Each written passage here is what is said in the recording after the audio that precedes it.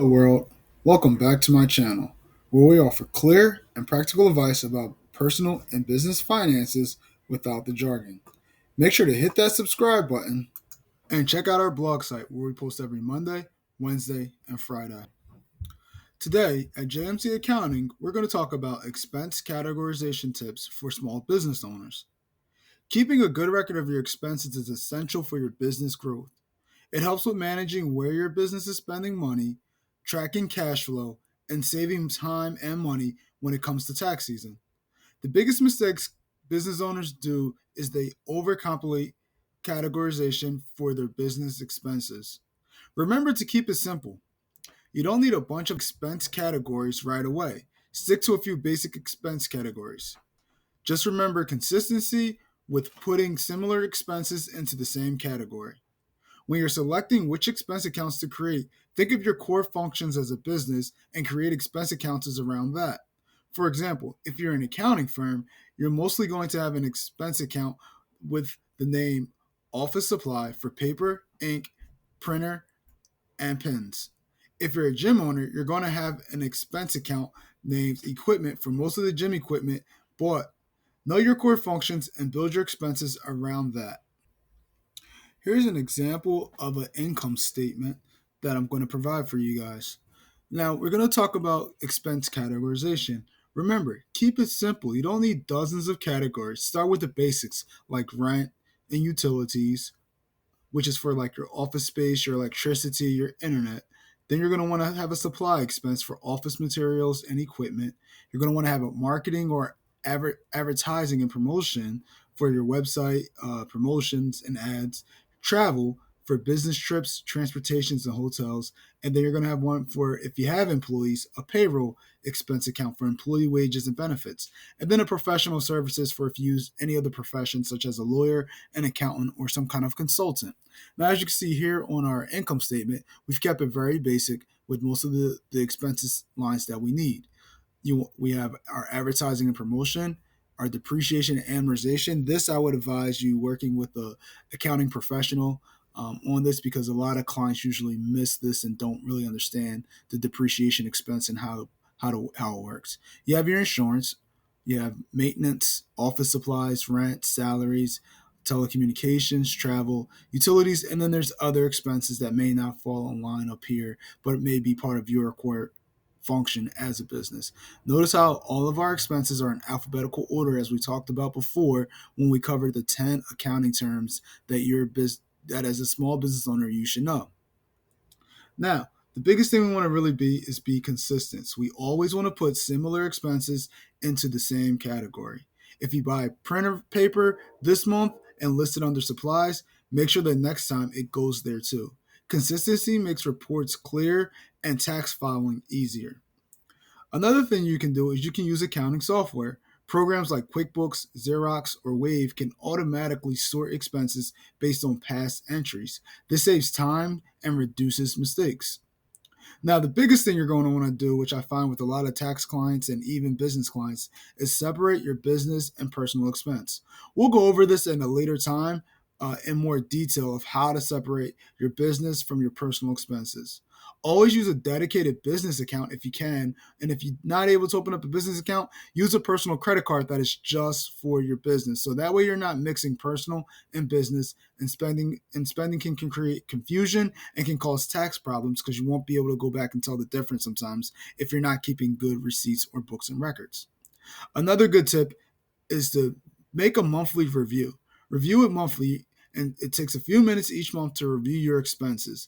This helps you to spot unusual charges, track spending patterns, and to plan better for the future. Another big thing you can do if you're not sure of how to do it is to work with an accounting or a tax professional. If you're unsure about where an expense belongs, especially for tax purposes, ask your accountant. A little guidance can now save you a lot of trouble. So, as you can see, here is our income statement. As you took a look, all of our expenses are right here. And then I just want to see how we can do this either monthly. You can do a monthly income statement. Our expense line doesn't change, and then you'll set up some sort of uh, formula in your Excel where it can tie in annually, so that way all your monthly ones tie up into an annual statement. But the biggest thing is, once you get it into your annual statements, the thing that's going to change is we're going to have a transfer, and I'm going to show you what it looks like on the tax return. Most small business owners that I come across, depending on how you're set up, will really determine which tax form we will use. But for simplicity purposes and for the majority of people that I've come across in my practice, it's usually a Schedule C. Even though you may be a LLC, you're usually still going to file your business income on a Schedule C. There are other forms for, like I said, depending on the type of business that you are and how you're set up. But for simplicity, we're just going to use a Schedule C. So a Schedule C attaches to to an individual's personal tax return, or the 1040. So you'll put the name of your business. If your business doesn't have a EIN, then you'll just use your social security number.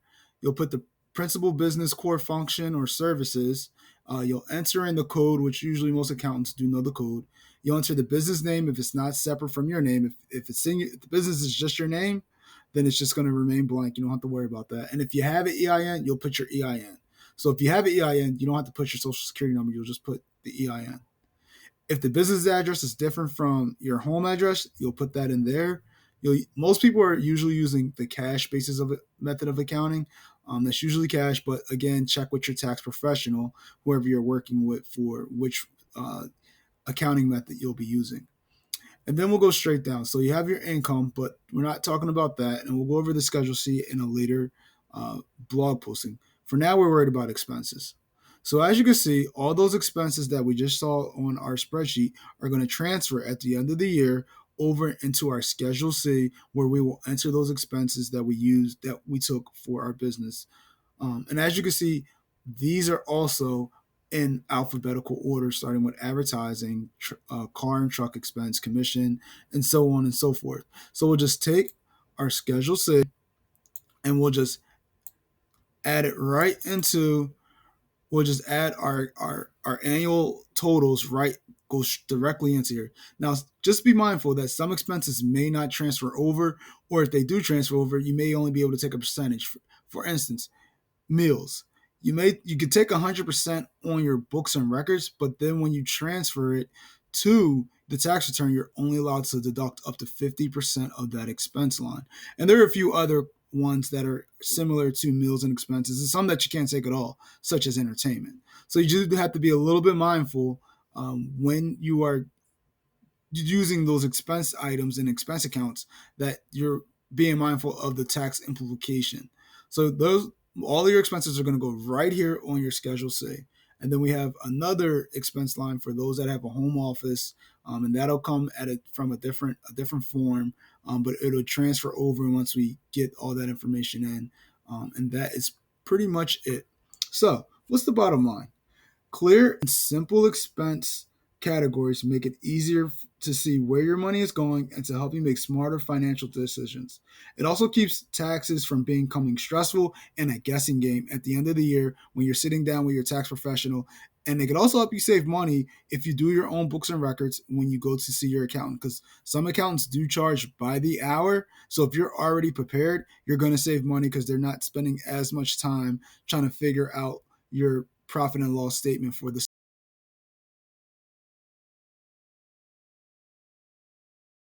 This will do it for today. Thank you for joining me.